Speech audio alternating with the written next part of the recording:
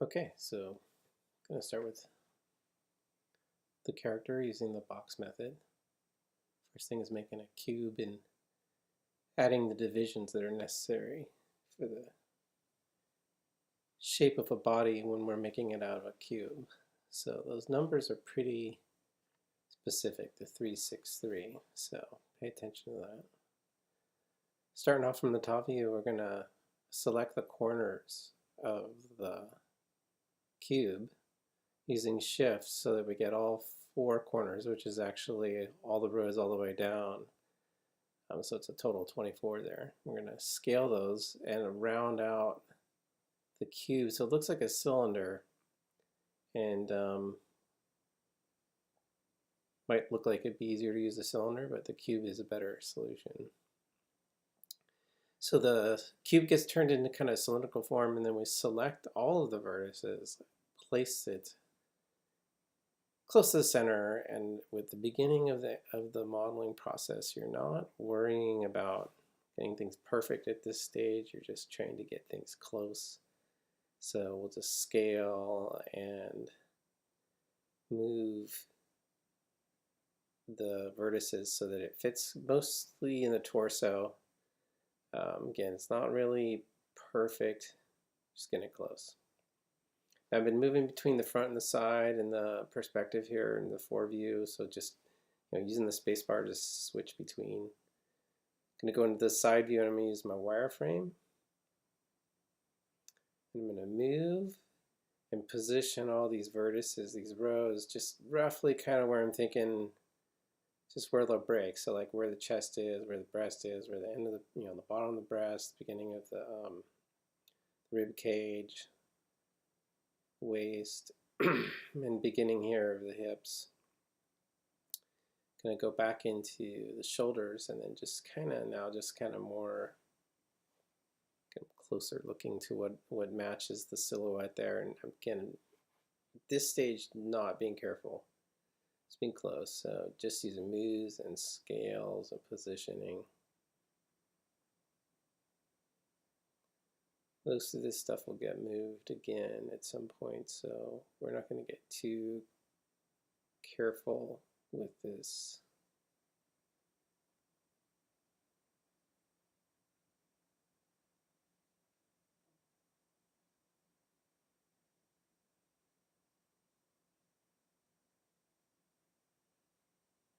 We'll look at it from the front. And when we're doing it this way, we're from front to side, we're only going to have to scale on these rows. We're just going for a close fit again. And I'm really only looking at the right-hand side there when I'm doing that. You can see there's like the image isn't completely symmetrical. Back to the side here now, we're going to kind of go, it's looking like we're doing one vertex, but we're actually doing marquee selection. So we're selecting around over the vertex, which is selecting on the other side, so we're getting a symmetrical model. Again, we talked about that in the class.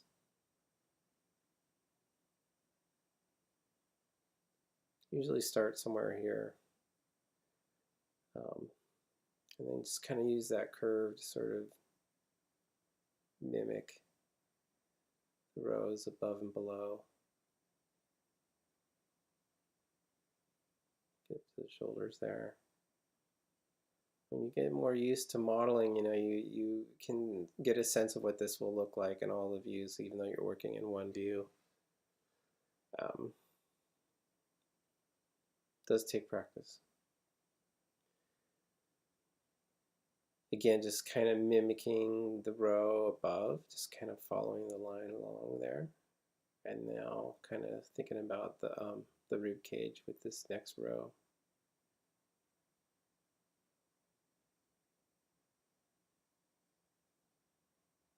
And I'm starting to get a little more thoughtful about my positions and taking a little more time. You always want to really, at this stage, I want to kind of start to really promote around this. I don't want to have any edges looking straight ever. I want there to be at least some sort of bend with these vertices. So even if it's minute or minor, you know, I want to get a little bit of bend. I'm also kind of starting a wideness here on the side of the body, so you can see the vertices are getting kind of wider in the center there, and that's kind of on purpose. I'm going to kind of come up here and sort of, it's the top of the hip. Going to the modeling toolkit, which I like a lot, and you know, it's great for selections. And as you can see, I'm going to use symmetry here, and I'm going to move do symmetry by X. The objects, I'm using wireframe. Just lets me make these a little bit easier. When I'm doing the symmetry, we're only using move, so we're not using scales here, although it looks a lot like a scale. See, I'm kind of losing track in the wireframe, so I'm going back to shaded solid so I can get a sense of what the front looks like. I'm just trying to match silhouettes as much as possible, and then when, you know, once I start to match things, it's making me want to reassess where the vertices are. So I just kind of keep moving along now, and this is where, you know, we started off working with rows. Now we're working very much with singular vertices, or usually pairs, or in this case they're working symmetrically as well.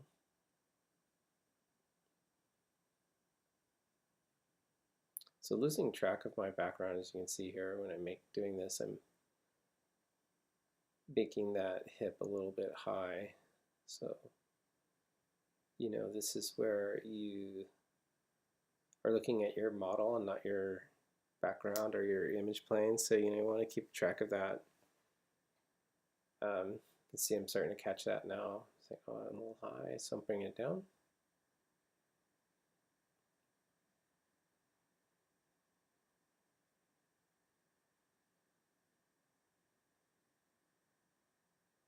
All of these vertices will, of course, eventually get touched. You know, so there's not too much here I want to do. But with this coarse model in this class, you know, we want to get it looking as close as we can in a coarse way, but not overthinking it.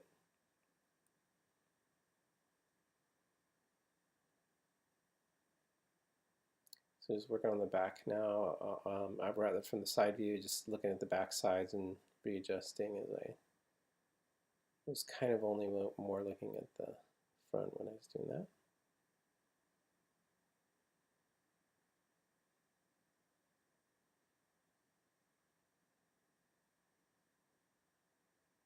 And the way we're modeling here is specific for the class, and there's a lot to learn about modeling too. You know, if we're modeling for a finer meshed model, we might approach this a little bit differently at this stage. In fact, in some ways, it's almost like over complex here rather than under complex.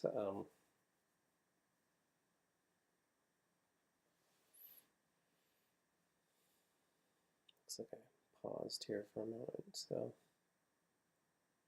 there we go. Now I'm going to take a look in perspective, and usually when I'm taking a look in perspective, I'm rotating around and just really following lines around, and we'll talk more about this, but it's kind of a hard thing to explain, but you're kind of following an edge as it rotates around, and you're watching as it rotates through. It's kind of a feel thing here. Now, you can see that the course model is not really going to support that in geometry, so I'm just going to push back, and you'll see that it's going to be a while before that'll ever look really quite proper. But with course model, that's going to be better like that.